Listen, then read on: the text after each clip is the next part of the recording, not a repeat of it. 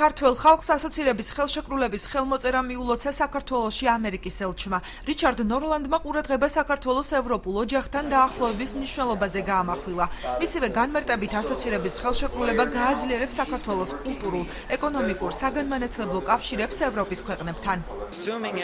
ეს არის ისტორიული ნაბიჯი საქართველოსთვის. საქართველო დღეიდან უახლოვდება ევროპულ ოჯახს, რომელიც უხსნის მას ულევშესაძლებლობებს კულტურულ, სავაჭრო, საგანმანათლებლო და ეკონომიკური მიმართულებით. ხელშეკრულების ხელმოწერა მიულოცა ქართველ ხალხს საქართველოს პარლამენტის თავდაცვისა და უშიშროების კომიტეტის თავმჯდომარემაც. ირაკლი სესიაშვილის თქმით, ეს იმ სტანდარტების დანერგვას ნიშნავს, რაც ევროკავშირის ქვეყნებში მოქმედებს. ამ ხელშეკრულებით ჩვენ ვდგავთ ძალიან სერიოზულ დაბიჯს ევროკავშირისკენ. ხვალიდან ჩვენ გვექნება ფაქტობრივად დაუბეგრავი ურთიერთობა ევროკავშირთან. ჩვენი ეკონომიკა, ჩვენი საერთაშორისო პროდუქტი წელიწადის განმავლობაში დაახლოებით 4,3%-ით გაიზრდება. ევროკავშირთან ექსპორტი დაახლოებით 12%-ით გაიზრდება. ასოცირების ხელშეკრულების მნიშვნელობაზე ისაუბრა კოალიცია ქართული ოცნების ბათუმის მერობის კანდიდატმაც. გია ერმაკოვმა დღევანდელი დღე ევროპასთან ინტეგრაციის პერსპექტივად შეაფასა, თუმცა აღნიშნა, რომ ეს არ ნიშნავს ფუნდამენტალურ ცვლილებებს. ასოცირების ხელშეკრულება არ ნიშნავს ფუნდამენტალურ ცვლილებებს.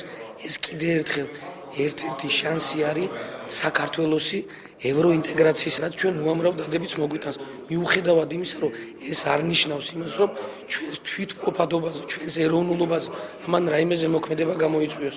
ასოცირების ხელშეკრულების ხელმოწერას გამოეხმაურა ორგანიზაციის საინფორმაციო ცენტრ ნატოსა და ევროკავშირის შესახებ დირექტორიც. ეს არ ნიშნავს ევროკავშირის წევრობას და არც არანაირ გარანტიას იძლევა, აცხადებს ელენე გოცაძე. მან ყურადღება ოკუპირებულ ტერიტორიაზე მცხოვრებ მოსახლეობასთან კავშირის გამყარებაზეც გაამახვილა. პირველ ყოვლისა ჩვენ უნდა აღვნიშნოთ, რომ ასოცირების შესახებ შეთანხმება არ ნიშნავს ევროკავშირში წევრობას და არც არანაირ გარანტიას იძლევა ამის შესახებ.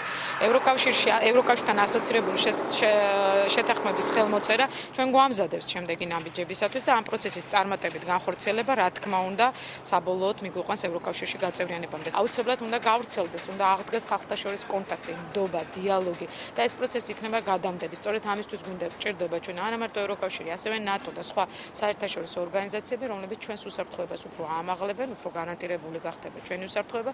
საბოლოო ჯამში ეს ნიშნავს ჩვენს არა მარტო ევროპულ მომავალს, არამედ ქვეყნის გაერთიანებას და წარმატებასაც. ასოცირების ხელშეკრულების ხელმოწერის ერთ-ერთი მთავარი მიღწევად სხვადასხვა ორგანიზაციის წარმომადგენლები ქართული პროდუქციის ევროპულ ბაზარზე მოხვედრას ასახელებენ.